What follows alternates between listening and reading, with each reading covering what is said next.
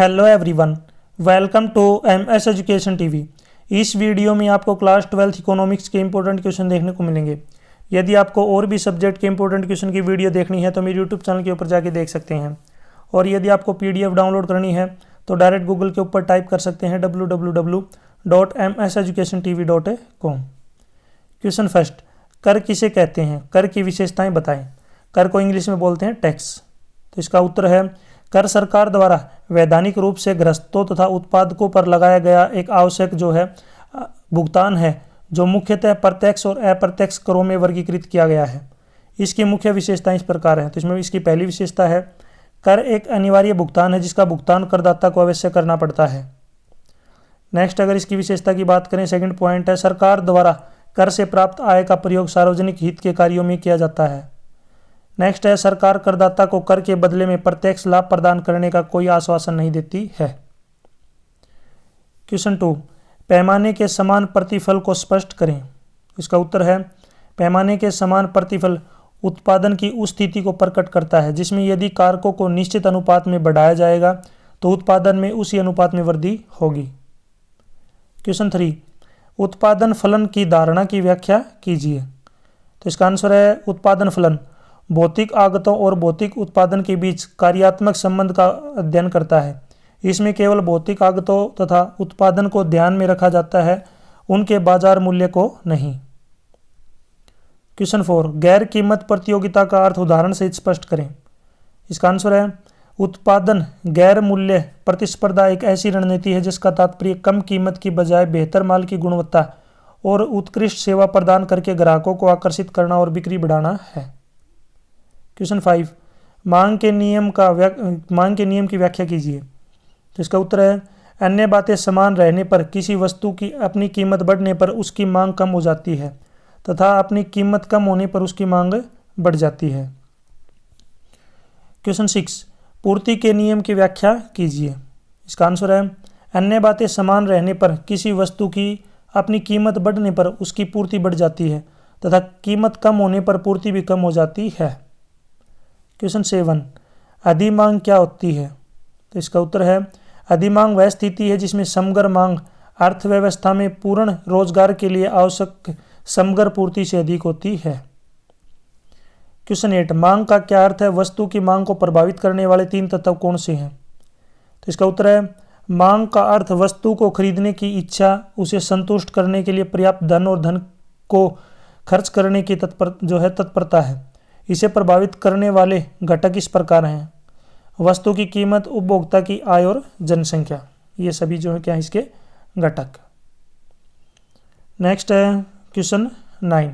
Question 9 का देखिए यहाँ पे, पूर्ण प्रतियोगिता के अंतर्गत एक फर्म की भूमिका की व्याख्या कीजिए। तो इसका उत्तर है पूर्ण प्रतियोगी बाजार की फर्म उस बिंदु पर अपना उत्पादन निर्धारित करती है जहां सीमांत लागत और सीमांत आय आपस में बराबर हों तथा सीमांत लागत वक्र नीचे से ऊपर की ओर उठता हुआ हो, क्योंकि फर्म यहाँ कीमत ग्राही होती है इसलिए वह कीमत स्वीकार करती है और जो उद्योग में बाजार शक्तियों द्वारा निर्धारित होती है।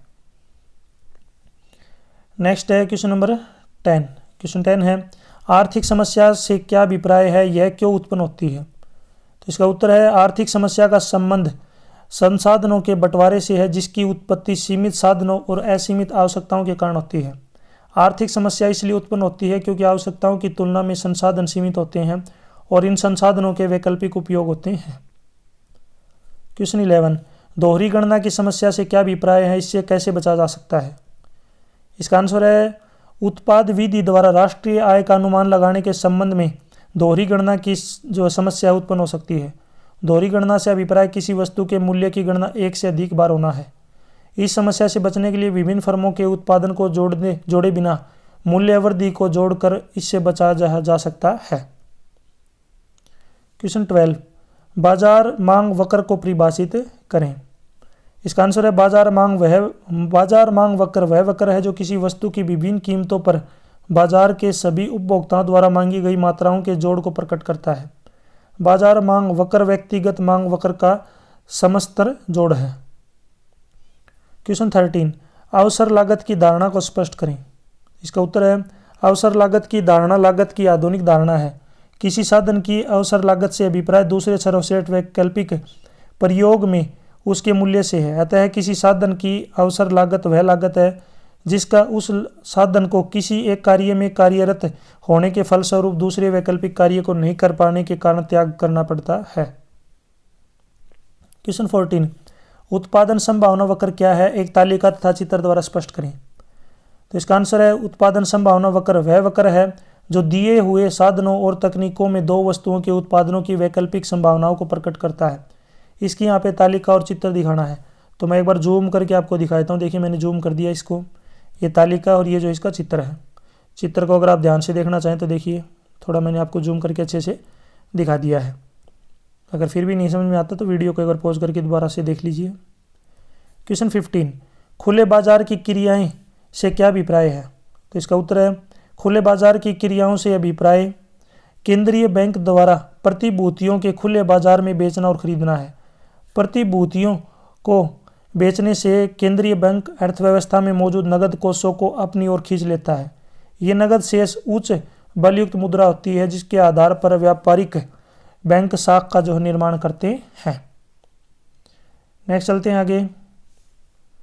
क्वेश्चन 16 दिया गया है से के बाजार के नियम से क्या अभिप्राय है। से जो है नाम था किसी का। समगर पूर्ति समगर मांग के बराबर होती है। से का बाजार नियम प्रोफेसर से ने द्वारा जो है दिया गया था। क्या आएगा यहाँ पे, गलती से नहीं लिखा हुआ है, से के द्वारा दिया गया था, जिसके अनुसार पूर्ति स्वयं अपनी मांग का निर्माण करती है। अतः अर्थव्यवस्था में समगर पूर्ति का समगर मांग के बराबर होना अनिवार्य है। नेक्स्ट क्वेश्चन 17, बचत फलन की अवधारणा को समझाइए। तो इसका उत्तर है आय में से उपभोग घटाने के बाद जो शेष बचता है उसे बचत कहते हैं, तथा जो बचत और आप के संबंध को प्रकट करता है उसे बचत का फलन कहते हैं। बचत आय पर निर्भर करती है क्योंकि आय के बढ़ने पर बचत बढ़ती है और कम होने पर कम होती है। बचत में वृद्धि की दर सामान्यतः आय में वृद्धि की दर से अधिक होती है। क्वेश्चन 18, मांग के विस्तार की रेखाचित्र द्वारा व्याख्या करें। तो इसका आंसर है अन्य बातें समान रहने पर जब किसी वस्तु की अपनी कीमत में कमी होने के फलस्वरूप उसकी मांग अधिक हो जाती है तो इस मांग का इसे मांग का जो विस्तार कहा जाता है। यहाँ पे आप इसका डायग्राम वगैरह जो है ग्राफ देख सकते हैं। मांग का विस्तार नीचे की तरफ ये एरो की गई है, इधर नीचे मांग है और इधर जो है लेफ्ट साइड में कीमत। क्वेश्चन 19, रेखा चित्रों की सहायता से पूर्ति में विस्तार तथा पूर्ति में वृद्धि में अंतर बताइए। जो है चित्र के साथ बताना है। तो यहाँ पे देखिए थोड़ा जूम कर देता हूँ। देखिए उत्तर, पूर्ति वस्तुओं की वह मात्रा है जो एक बाजार में किसी निश्चित समय पर विभिन्न कीमतों पर बिक्री के लिए प्रस्तुत की जाती है। अन्य बातें समान रहने पर जब किसी वस्तु की अपनी कीमत बढ़ने के कारण उसकी पूर्ति अधिक हो जाती है तो इसे जो है बढ़ती हुई पूर्ति को जो पूर्ति का विस्तार कहा जाता है। ये जो डायग्राम है यहाँ पे मैं आपको जूम करके दिखा देता हूँ।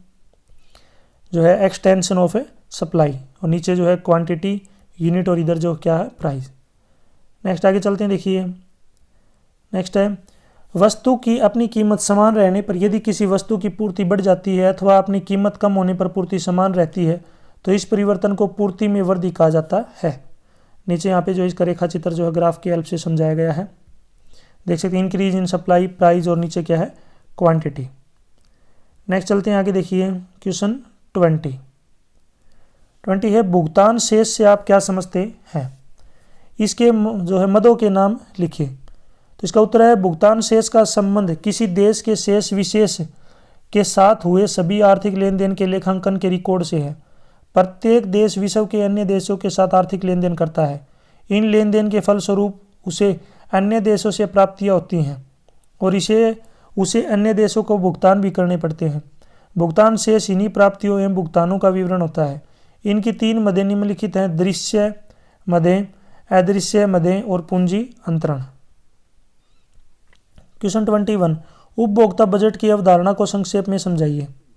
तो इसका उत्तर है उपभोक्ता बजट से अभिप्राय उपभोक्ता की निर्धारित आय से है, इसे बजट रेखा द्वारा भी परिभाषित किया जा सकता है, जो 2 वस्तुओं के सेट के विभिन्न संयोगों को प्रकट करती है जो एक उपभोक्ता दी हुई आय और वस्तुओं की दी हुई कीमत पर खरीद सकता है।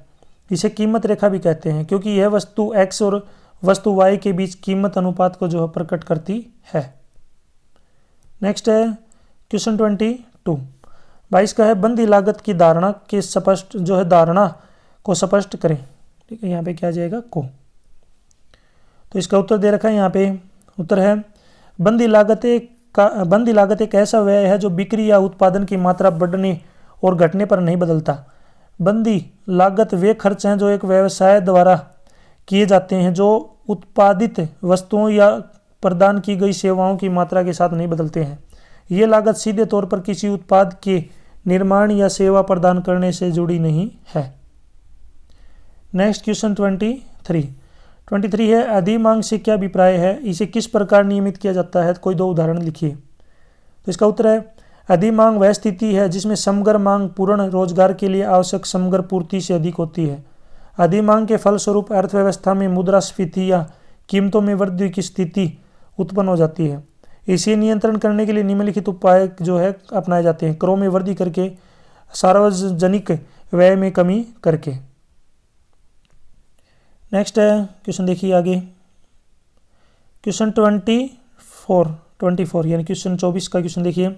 पूर्ति से क्या अभिप्राय है। तो इसका उत्तर है किसी वस्तु की पूर्ति से अभिप्राय वस्तु की उन मात्राओं से है जिन्हें एक विक्रेता विभिन्न संभव कीमतों पर निश्चित समय में बेचने के लिए तैयार होता है। यह 2 प्रकार की होती है, व्यक्तिगत पूर्ति व बाजार पूर्ति।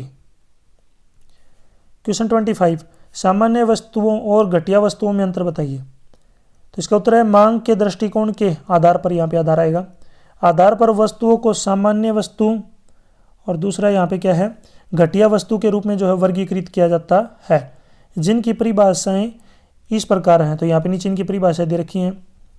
सबसे पहले बात कर लेते हैं सामान्य वस्तुएं। सामान्य वस्तुएं वे वस्तुएं हैं जिनका आय प्रभाव धनात्मक होता है। सामान्य वस्तुओं के संबंध में उपभोक्ता की आय और सामान्य वस्तुओं की मांग में प्रत्यक्ष होता है। नेक्स्ट अगर हम बात करें यहाँ पे घटिया वस्तुएं। घटिया वस्तुएं वे वस्तुएं हैं जिनकी मांग आय पर घटती है और आय घटने पर बढ़ती है, अर्थात जिनका आय प्रभाव ऋणात्मक होता है। क्वेश्चन 26 आर्थिक समस्या के कोई 2 कारण बताइए, यानी कि कोई 2 कारण जो है यहाँ पे आपको लिखने हैं आर्थिक समस्या के। तो इसमें देखिए आर्थिक समस्या के कारण। तो इसमें जो सबसे पहला जो कारण है ये है असीमित आवश्यकताएं। मनुष्य की आवश्यकता असीमित है और प्रतिदिन ये आवश्यकताएं बढ़ती जा रही हैं। नेक्स्ट पॉइंट है सीमित साधन। असीमित आवश्यकताओं को पूरा करने के लिए साधन सीमित है अर्थात दुर्लभ है, यानी कि साधन कम है और इच्छाएं ज़्यादा हैं। थर्ड है वैकल्पिक उपयोग। साधन सीमित होने के साथ साथ इनका वैकल्पिक उपयोग होता है, अतः मनुष्य को चुनाव करना होता है। चुनाव की समस्या ही आर्थिक समस्या कहलाती है। नेक्स्ट है क्वेश्चन 27 उपभोग फलन क्या है, रेखा चित्र द्वारा समझाइए। इसका उत्तर है उपभोग फलन वह अनुसूची है जो आय के विभिन्न स्तरों पर उपभोग की मात्रा को बताती है।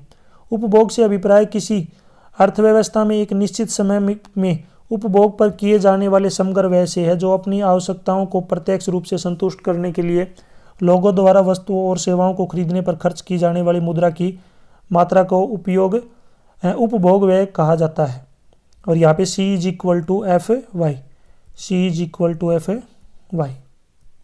नीचे यहाँ पे जो इसका रेखा चित्र बनाया गया है income break even point. Question 28 बाजार कीमत पर सकल घरेलू उत्पाद किसे कहते हैं, समुच्चय सहित बताएं। इसका उत्तर है किसी देश की घरेलू सीमा में एक लेखा वर्ष में सभी उत्पादकों द्वारा जितनी भी अंतिम वस्तुओं और सेवाओं का उत्पादन होता है, जिनमें मूल्य ह्रास भी शामिल होता है, उनकी बाजार कीमत के जोड़ को बाजार कीमत पर सकल घरेलू उत्पाद कहा जाता है। नीचे यहाँ पे देखिए समझ सकते हैं आप, नीचे फॉर्मूला जो इसका दे रखा है, बाजार कीमत पर सकल राष्ट्रीय उत्पाद यानी कि GNP बराबर है बाजार कीमत पर सकल घरेलू उत्पाद प्लस में विदेशों से प्राप्त निवल कारक आय। क्वेश्चन 29 बजट घाटा क्या है, इसे कैसे पूरा किया जाता है। तो इसका उत्तर है बजट घाटे से अभिप्राय उस स्थिति से है जिसमें सरकार का बजट व्यय सरकार की बजट प्राप्तियों से अधिक होता है। बजट ये घाटा वह स्थिति है जिसमें सरकारी जो व्यय होगा वो सरकारी प्राप्तियों से क्या होगा, ज़्यादा। ये जो है 3 प्रकार की होती हैं, राजस्व घाटा, राजकोषीय घाटा और प्राथमिक घाटा। प्राथमिक घाटा को पूरा करने के उपाय इस प्रकार हैं। सरकारी व्यय को कम करके और सरकारी प्राप्तियों में वृद्धि करके। क्वेश्चन 30, बैंक दर से क्या अभिप्राय है? तो इसका उत्तर है बैंक दर ब्याज की वह न्यूनतम दर है जिस पर देश का केंद्रीय बैंक अंतिम ऋणदाता होने के कारण वाणिज्यिक बैंकों को ऋण देने के लिए तैयार होता है। बैंक दर बढ़ने से ब्याज दर बढ़ती है और ऋण महंगा होता है। इसके फलस्वरूप साख की मांग कम हो जाती है। इसके विपरीत बैंक दर कम करने पर व्यापारिक बैंकों द्वारा अपने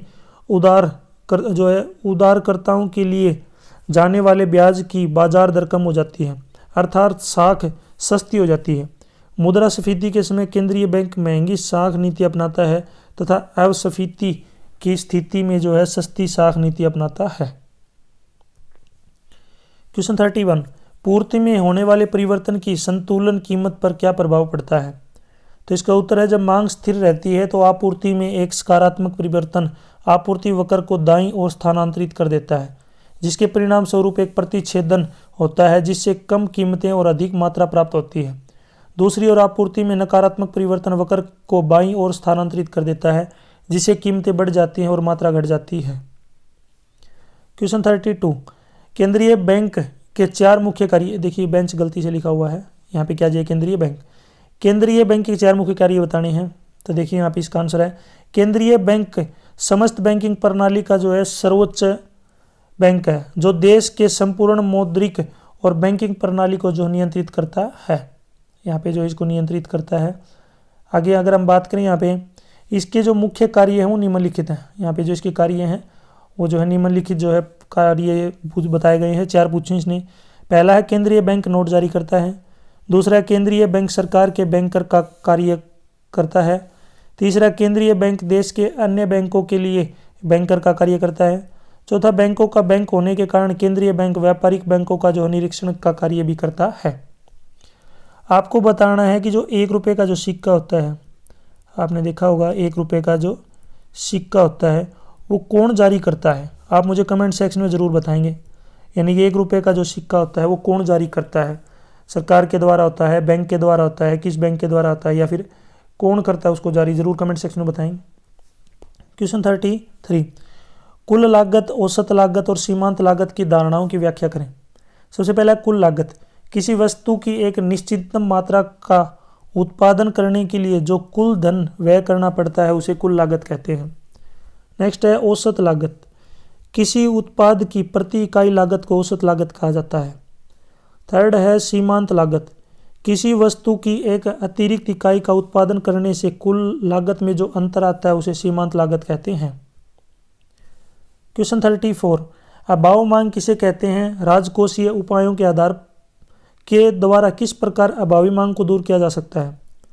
तो इसका आंसर है अभावी मांग वह स्थिति है जिसमें समग्र मांग यानी कि एडी अर्थव्यवस्था में पूर्ण रोजगार के लिए आवश्यक समग्र पूर्ति एएस से कम होती है। अभावी मांग को ठीक करने के लिए राजकोषीय नीति के उपाय, पहला है करों को कम करके, नेक्स्ट सार्वजनिक व्यय में वृद्धि करके, घाटे की वित्त व्यवस्था में वृद्धि करके और सार्वजनिक ऋण में कमी करके। क्वेश्चन 35, कुल आगत, पीछे जो क्वेश्चन था ना अपना उसमें तो क्या था? लागत था, ये आगत पूछा इसने, सीमांत आगत और औसत आगत। पीछे जो अभी क्वेश्चन आया था उसमें क्या था? लागत, और ये है आगत। तो इसमें सभी में क्या बताना है आपको, समझाना है, एक्सप्लेन करना है इसको। सबसे पहला है कुल आगम। कुल आगम से अभिप्राय है कि एक उत्पादक को अपना कुल उत्पादन बेचकर प्राप्त होने वाली मौद्रिक प्राप्तियां, इसमें TR = AR मल्टीप्लाई में Q। नेक्स्ट अगर हम बात करें कुल आगम के बाद में है सीमांत आगम। सीमांत आगम से अभिप्राय किसी वस्तु की एक इकाई अधिक बेचने से कुल आगम में होने वाला परिवर्तन, MR = TRN माइनस में TRN-1 डेल्टा TR अपॉन में डेल्टा Q। नेक्स्ट अगर हम बात करें यहाँ पे औसत आगम। औसत आगम से अभिप्राय उत्पादक को प्रति इकाई उत्पादन में बेचकर प्राप्त होने वाली मौद्रिक प्राप्तियां, यानी कि AR = TR/Q। क्वेश्चन 36, कुल उत्पादन और सीमांत उत्पादन के बीच संबंध को तालिका एवं रेखाचित्र द्वारा समझाएं। सबसे पहला है कुल उत्पादन, एक निश्चित समय में उत्पादित की गई वस्तुओं तथा सेवाओं की कुल मात्रा को कुल उत्पादन कहा जाता है। नेक्स्ट है सीमांत उत्पादन, परिवर्तनशील कारक की एक इकाई का कम या अधिक प्रयोग करने से कुल उत्पाद में जो अंतर आता है उसे सीमांत उत्पादन कहा जाता है। नीचे यहाँ पे देखिए इसकी तालिका जो है बनाई गई है, तालिका को जो ध्यान समझ सकते हैं। और नीचे यहाँ पे जो इसका रेखा चित्र है, ये जो है इसका रेखा चित्र है, ग्राफ में जो है इसको शो किया गया है। नेक्स्ट चलते हैं क्वेश्चन 37। मध्यवर्ती वस्तु की अवधारणा को समझाएं। तो इसका उत्तर है मध्यवर्ती वस्तुओं को वे वस्तुएं कहा जाता है जिनका उपयोग उद्योग द्वारा वस्तुओं या सेवाओं के उत्पादन के लिए किया जाता है। इन वस्तुओं को उत्पादक वस्तुएं भी कहा जाता है। दूसरे शब्दों में मध्यवर्ती वस्तुओं का उपयोग अंतिम वस्तुओं या उपभोक्ता वस्तुओं के उत्पादन के लिए किया जाता है। मध्यवर्ती सामान जैसे कि नमक भी तैयार उत्पाद हो सकता है, क्योंकि इसका उपभोक्ता द्वारा सीधे उपभोग किया जाता है और उपभोक्ताओं द्वारा अन्य खाद्य पदार्थों के निर्माण के लिए उपयोग किया जाता है। Next question 38। व्यय विधि द्वारा राष्ट्रीय आय का आकलन करते समय बरती जाने वाली 3 सावधानियां बताएं। इसका उत्तर है व्यय विधि वह विधि है जिसके द्वारा एक लेखा वर्ष में बाजार कीमत पर सकल घरेलू उत्पाद पर किए गए अंतिम व्यय को मापा जाता है। यह अंतिम व्यय बाजार कीमत पर सकल घरेलू उत्पाद के बराबर होती है। व्यय विधि का उपयोग करके निम्नलिखित सावधानियां आवश्यक हैं, यानी कि व्यय विधि का प्रयोग करते समय जो है निम्नलिखित सावधानियां जरूरी हैं। पहला है सकल व्यय का माप करते समय दोहरी गणना से बचने के लिए केवल अंतिम व्यय को ही उसमें शामिल किया जाना चाहिए। नेक्स्ट है सेकंड पॉइंट, राष्ट्रीय आय की गणना करते समय मध्यवर्ती वस्तु के व्यय को शामिल नहीं किया जाना चाहिए। और नेक्स्ट है थर्ड पॉइंट, सरकार द्वारा हस्तांतरण भुगतान को शामिल नहीं किया जाता। Next question 39। निवेश गुणक से क्या अभिप्राय है, उपयुक्त उदाहरण द्वारा समझाइए। तो इसका उत्तर है गुणक की धारणा केन्ज की आय, उत्पादन और रोजगार सिद्धांत की एक महत्वपूर्ण धारणा है। इस धारणा का संबंध निवेश में होने वाले परिवर्तन के फलस्वरूप आय में होने वाले परिवर्तन से है। यह एक आर्थिक तथ्य है कि जब निवेश में वृद्धि होती है तो आय में उतनी वृद्धि नहीं होती जितनी कि निवेश में वृद्धि होती है, बल्कि आय में निवेश की वृद्धि की तुलना में कई गुना अधिक वृद्धि होती है। जितने गुना वृद्धि अधिक होती है उसे गुणक कहते हैं। केन्ज का गुणक सिद्धांत निवेश तथा आय में संबंध स्थापित करता है, इसलिए इसे निवेश गुणक कहते हैं। गुणक की धारणा निवेश में प्रारंभिक परिवर्तन के परिणाम स्वरूप आय में होने वाले अंतिम परिवर्तन के संबंध को व्यक्त करती है। संबंध को क्या करती है, व्यक्त करती है। यह निवेश में होने वाले परिवर्तन के कारण आय में होने वाले परिवर्तन का जो अनुपात होता है। नेक्स्ट है क्वेश्चन 40 का क्वेश्चन है कारक के प्रतिफल से क्या अभिप्राय है, समझाएं। तो इसका उत्तर है कारक के प्रतिफल के नियम के अनुसार अन्य कारकों को स्थिर रखने और जब परिवर्तनीय कारक में वृद्धि होती है तो कुल उत्पाद पहले बढ़ती दर से बढ़ता है, फिर कम दर से बढ़ता है, अंततः घट जाता है। कारक के प्रतिफल का नियम कुल उत्पादन के व्यवहार से संबंधित होता है। यह एक अल्पकालिक अवधारणा है। कारक के प्रतिफल के 3 पहलू हैं। पहला है कारक का बढ़ता प्रतिफल, दूसरा कारक के लगातार प्रतिफल और तीसरा है कारक के घटते प्रतिफल। Next question 41। सरकारी बजट क्या है, इसके मुख्य उद्देश्य बताएं। तो देखिए इसका आंसर है बजट सरकार की वार्षिक आय और व्यय का ऐसा ब्यौरा है जो अगले वित्त वर्ष अप्रैल 1 से मार्च 31 के अनुपातों को प्रकट करता है। इसमें बीते वर्ष की उपलब्धियों और अनुपलब्धियों संबंधी रिपोर्ट सम्मिलित होती हैं। अधिकतर बजट के उस भाग पर विशेष ध्यान दिया जाता है जिसमें आने वाले वर्ष में सरकार की अनुमानित जो है प्राप्तियों यानी कि आय और व्यय का ब्यौरा होता है। बजट के मुख्य उद्देश्य निम्नलिखित है। पहला है आय तथा संपत्ति का पुनः वितरण करने में सहायता होती है। नेक्स्ट है साधनों का पुनः बंटवारा करने में सहायता होती है। नेक्स्ट अर्थव्यवस्था में स्थिरता स्थापित करने में सहायक है। और लास्ट में है यहाँ पे सार्वजनिक उद्यमों का प्रबंध करने में सहायक। Next question 42। पूर्ण प्रतियोगी बाजार किसे कहते हैं, इसकी कोई 2 विशेषताएं बताएं। तो इसका उत्तर है पूर्ण प्रतियोगिता बाजार उस बाजार को कहते हैं जिसमें किसी समरूप वस्तु के बहुत से विक्रेता होते हैं तथा वस्तु की कीमत उद्योग द्वारा निर्धारित होती है। इस बाजार में सभी फर्में एक जैसी वस्तुएं बेचती हैं और बाजार में वस्तु की एक ही कीमत प्रचलित होती है। इसकी विशेषताएं निम्नलिखित है। पहला है इस बाजार में फर्में स्वतंत्र रूप से प्रवेश कर सकती हैं और पुरानी फर्में इस उद्योग को छोड़कर जा सकती हैं।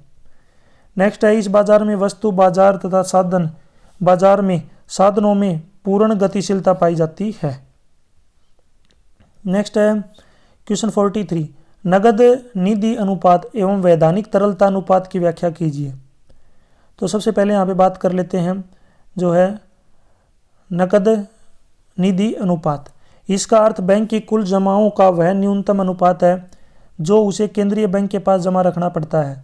व्यापारिक बैंकों को कानूनी तौर पर अपनी जमाओं का एक निश्चित प्रतिशत केंद्रीय बैंक के पास नगद निधि के रूप में रखना पड़ता है। उदाहरण के लिए यदि न्यूनतम निधि अनुपात 10% है और किसी बैंक की कुल जमा 100 करोड़ रुपए है तो उस बैंक के 10 करोड़ केंद्रीय बैंक के पास रखने होंगे। नेक्स्ट यहाँ पे बात कर लेते हैं वैधानिक तरलता अनुपात। प्रत्येक बैंक को अपनी परिसंपत्तियों के एक निश्चित प्रतिशत को अपने पास नगद रूप में और अन्य तरल परिसंपत्तियों के रूप में कानूनी तौर पर रखना पड़ता है, जिसे वैधानिक तरलता अनुपात कहते हैं। यदि वैधानिक तरलता अनुपात 20% है तो बैंक 2 लाख रुपए तरल संपत्ति में रखेगा और शेष 8 लाख रुपए जो है ऋण दे सकेगा। नेक्स्ट है क्वेश्चन 44, ऐच्छिक बेरोजगारी और अनैच्छिक बेरोजगारी की व्याख्या कीजिए। सबसे पहले बात कर लेते हैं यहाँ पे ऐच्छिक बेरोजगारी। ऐच्छिक बेरोजगारी से अभिप्राय उस स्थिति से है जिसमें एक श्रमिक रोजगार उपलब्ध होने पर भी मजदूरी की वर्तमान दर पर काम करने के लिए तैयार नहीं होता। उदाहरण के लिए एक डॉक्टर को बाजार में प्रचलित वेतन 10,000 रुपये प्रति माह है, परंतु वह इस वेतन पर काम करने के लिए तैयार नहीं है। इसे ऐच्छिक बेरोजगारी कहा जाएगा। इस बेरोजगारी को समग्र अनुपात में शामिल नहीं किया जा सकता। किसी देश में ऐच्छिक बेरोजगारी के होते हुए भी पूर्ण रोजगार हो सकता है। नेक्स्ट है अनैच्छिक बेरोजगारी। अनैच्छिक बेरोजगारी यह बेरोजगारी की वह स्थिति है जिसमें रोजगार के अवसर के अभाव में बेरोजगार रहना पड़ता है, यद्यपि वे मजदूरी की वर्तमान दर पर काम करने के लिए तैयार होते हैं। अर्थव्यवस्था में बेरोजगारी के समग्र अनुपात में अनैच्छिक बेरोजगारी को शामिल किया जाता है। क्वेश्चन 45, पूर्ण रोजगार एवं अल्प रोजगार संतुलन में अंतर बताइए। सबसे पहला है पूर्ण रोजगार। पूर्ण रोजगार उस स्थिति को व्यक्त करता है जिसमें समग्र मांग समग्र पूर्ति के बराबर हो और वे सभी जो काम करने के योग्य तथा काम करने की इच्छुक है वर्तमान मजदूरी दर पर काम प्राप्त कर लेते हैं। पूर्ण रोजगार संतुलन एक ऐसी संतुलन है जहां वास्तविक उत्पादन अधिकतम बिंदु पर पहुंच जाता है। पूर्ण रोजगार संतुलन से आगे बढ़ने की अवस्था में कीमत स्तर में जो है वृद्धि होती है। नेक्स्ट अगर इसमें नेक्स्ट पॉइंट की बात करें तो दूसरा पॉइंट यहाँ पे इसमें अल्प रोजगार संतुलन। दूसरा जो पॉइंट है यहाँ पे है अल्प रोजगार संतुलन। तो इसमें है अल्प रोजगार संतुलन वह स्थिति है जिसमें समग्र मांग समग्र पूर्ति के बराबर तो होती है, लेकिन वे सभी जो काम करने के योग्य एवं इच्छुक है वर्तमान मजदूरी दर पर काम प्राप्त नहीं कर पाते हैं।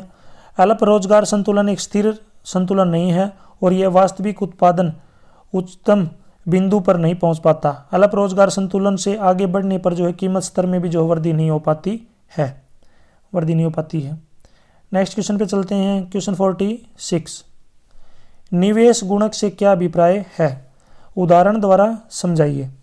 तो इसका उत्तर है निवेश गुणक नई परियोजनाओं के रूप में सरकार द्वारा किए गए निवेश में वृद्धि के परिणाम स्वरूप अर्थव्यवस्था की कुल आय में वृद्धि को संदर्भित करता है। निवेश गुणक का आकार किसी अर्थव्यवस्था में खर्च जिसे उपभोग करने की सीमांत प्रवृत्ति के रूप में जाना जाता है या बचत करने की सीमांत प्रवृत्ति के रूप में जाना जाता है के क्षेत्र में परिवारों के निर्णयों द्वारा निर्धारित किया जाता है। गुणक का निम्नलिखित सूत्र द्वारा दर्शाया जाता है K = डेल्टा वाई अपॉन में डेल्टा आई। क्वेश्चन 47, मौद्रिक नीति के मुख्य उपायों की व्याख्या कीजिए। तो देखिए इसमें इसका आंसर है मौद्रिक नीति या साख नियंत्रण से अभिप्राय देश के केंद्रीय बैंक द्वारा निश्चित उद्देश्यों की प्राप्ति के लिए साख के संकुचन और साख के विस्तार का नियंत्रण करना है। एक देश के केंद्रीय बैंक की मौद्रिक नीति के मुख्य उपकरण अर्थात उपाय इस प्रकार है। आरबीआई की मौद्रिक नीति साख नीति के नीचे दिए गए चार्ट में दिए गए 2 उपकरण शामिल हैं। तो इसमें देखिए मौद्रिक उपाय, पहला है यहाँ पे मात्रात्मक उपाय, बैंक रेट नगद निधि अनुपात वैधानिक तरलता अनुपात, और दूसरा है गुणात्मक माप। तो इसमें सीमांत आवश्यकताएं, चयनात्मक साख नियंत्रण और नैतिक समाधान।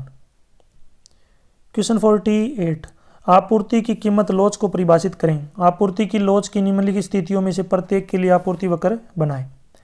तो इसमें देखिए आपूर्ति की लोच ग्रेटर देन 1, आपूर्ति की लोच लेस देन 1, आपूर्ति की लोच बराबर 1। तो इसका उत्तर है पूर्ति की मांग लोच किसी वस्तु की कीमत में होने वाले परिवर्तन के फलस्वरूप उसकी पूर्ति में होने वाले परिवर्तन का माप है।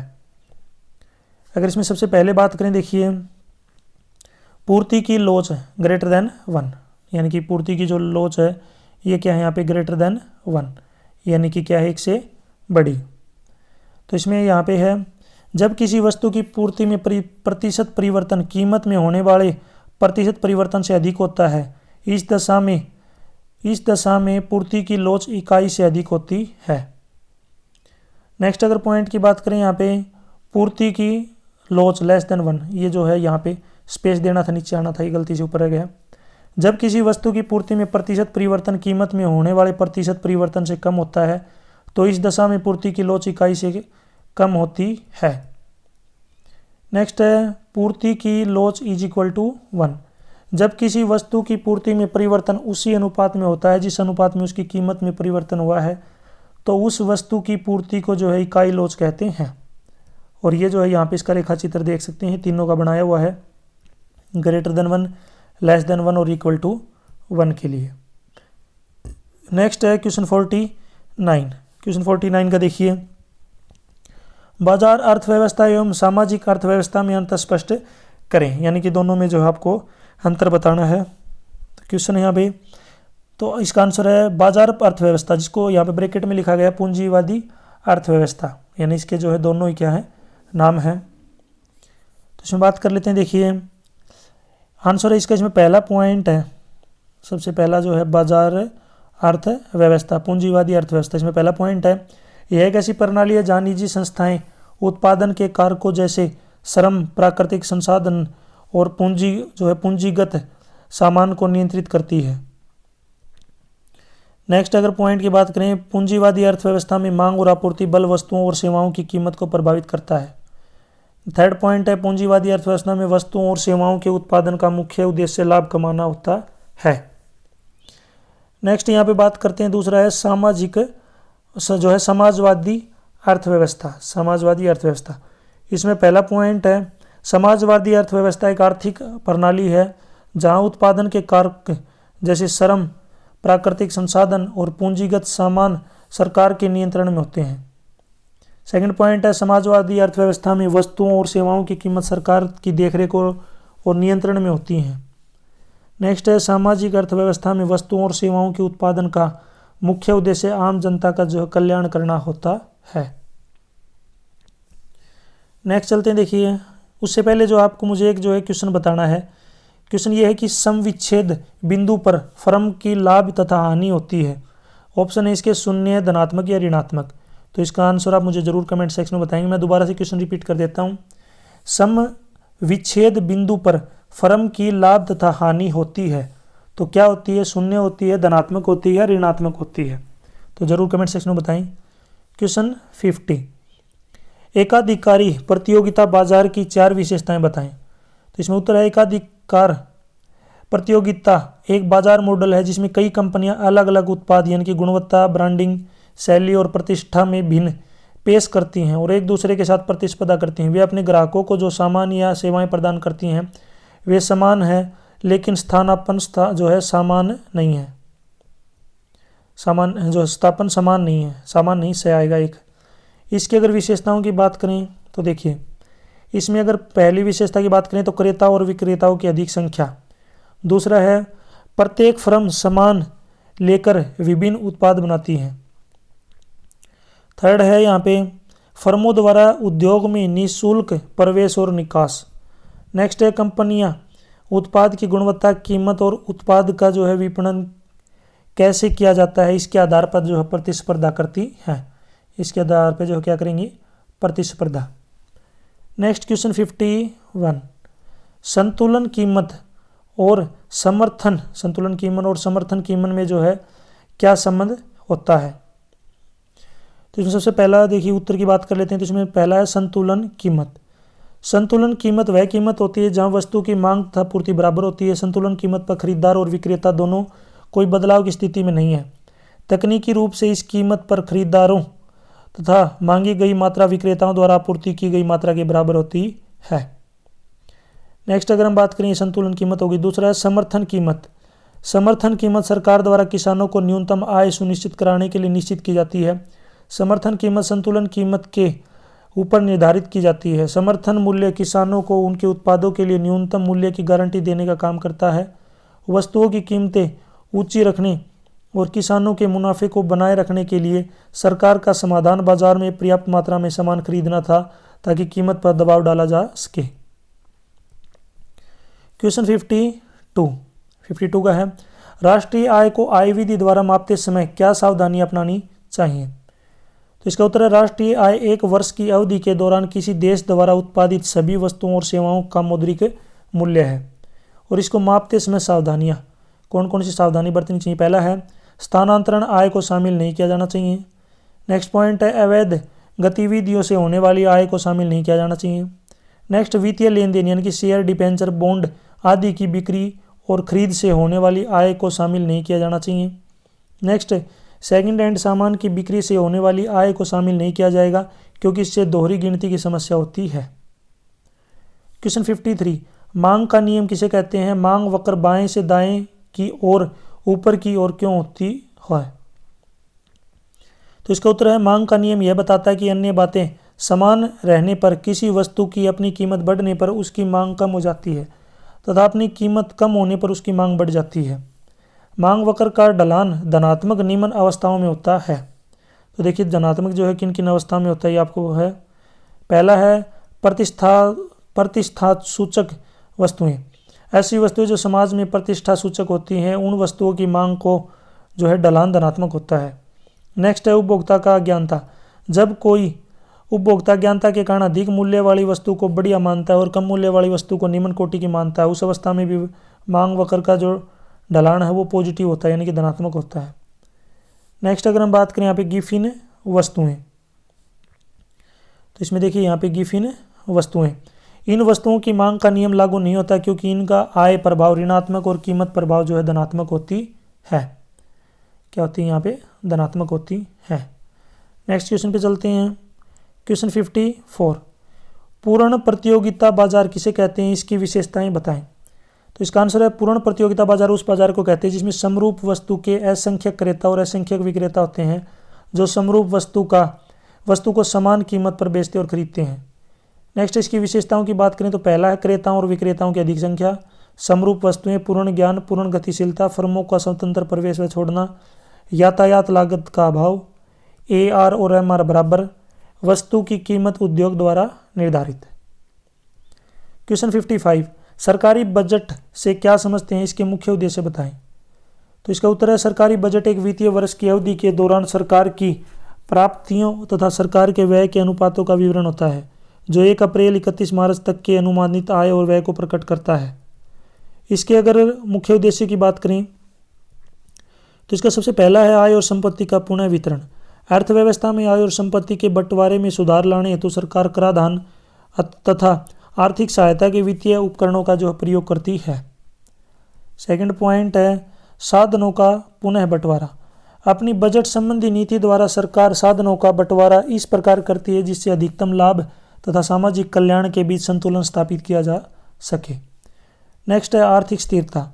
बजट के द्वारा अर्थव्यवस्था में आने वाले व्यापार चक्रों को भी नियंत्रित किया जाता है जिससे मंदी और तेजी की जो स्थिति को जो सुधारा जा सकता है।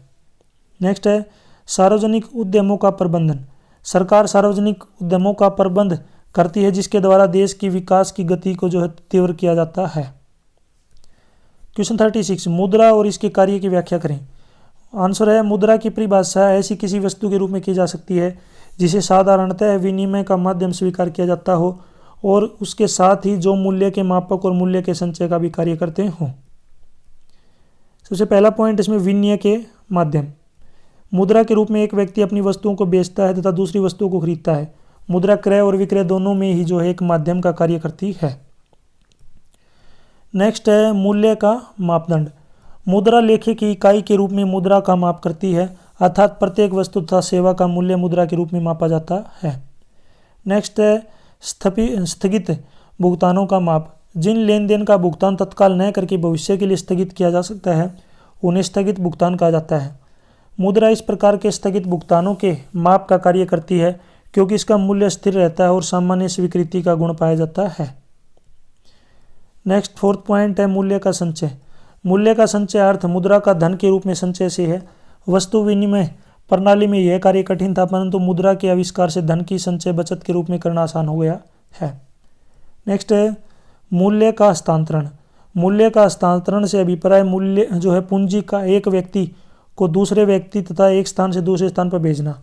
मुद्रा में तरलता एवं सामान्य स्वीकृति के कारण मूल्य का हस्तांतरण संभव हो पाया है। क्वेश्चन 57 उत्पादन की 3 अवस्थाएं कौन सी है? इसका उत्तर उत्पादन वह प्रक्रिया है जिसके द्वारा आगतों को निर्गतों में परिवर्तित किया जाता है।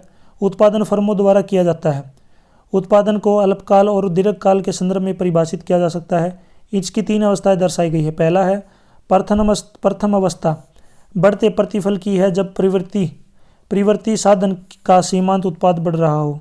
दूसरा घटते प्रतिफल की है जब प्रवृत्ति साधन का सीमांत उत्पादन घट रहा हो। और तीसरी अवस्था है ऋणात्मक प्रतिफल की है जब प्रवृत्ति साधन का सीमांत उत्पाद ऋणात्मक होता है। उत्पादक केवल दूसरी अवस्था में उत्पादन करना चाहेगा। क्वेश्चन 58 व्यष्टि और समष्टि अर्थशास्त्र में अंतर बताएं।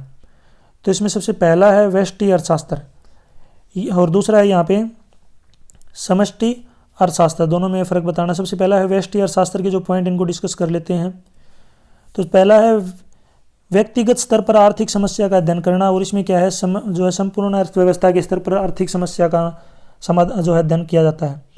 नेक्स्ट है व्यष्टि अर्थशास्त्र की केंद्रीय समस्या कीमत निर्धारित है। समष्टि अर्थशास्त्र की केंद्रीय समस्या उत्पादन एवं रोजगार का निर्धारण है।